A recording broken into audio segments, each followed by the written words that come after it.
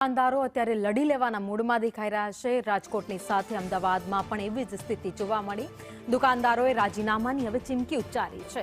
માંગ પૂરી નહીં થાય ત્યાં સુધી હડતાલ યથાવત રાખશે। સરકાર ફિંગરપ્રિન્ટનો પરિપત્ર રદ કરે।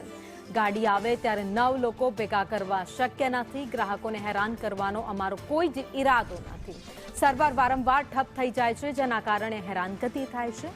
સતત ત્રીજા દિવસે પણ સસ્તા અનાજની દુકાનો આજે રાજ્યભરમાં બંધ છે।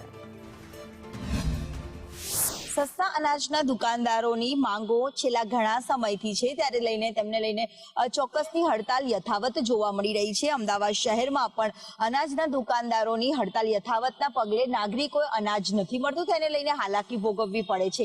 અમારી હડતાલ છેલ્લે સુધી જ્યાં સુધી રાજીનામા ના પડે ત્યાં સુધી, અમારી માંગો ના સ્વીકારાય ત્યાં સુધી અમારી હડતાલ લેવાની છે।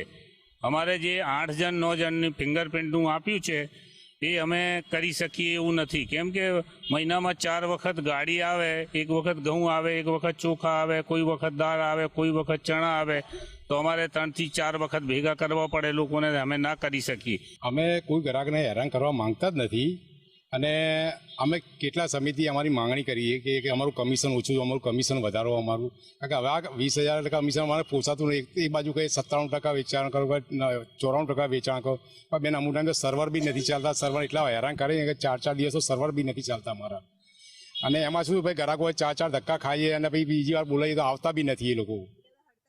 એટલે હડતાલ અમારે એસોસિએશન જે નક્કી કરે એ પ્રમાણે અમારે ચાલવાનું છે બેન, કારણ કે અમે થાકી ગયા, અમે ગ્રાહકોના સાથે જ છીએ। કેમેરામેન સંદીપ રાઠોડ સાથે દિવ્યા ચૌહાણ, સંદેશ ન્યૂઝ, અમદાવાદ।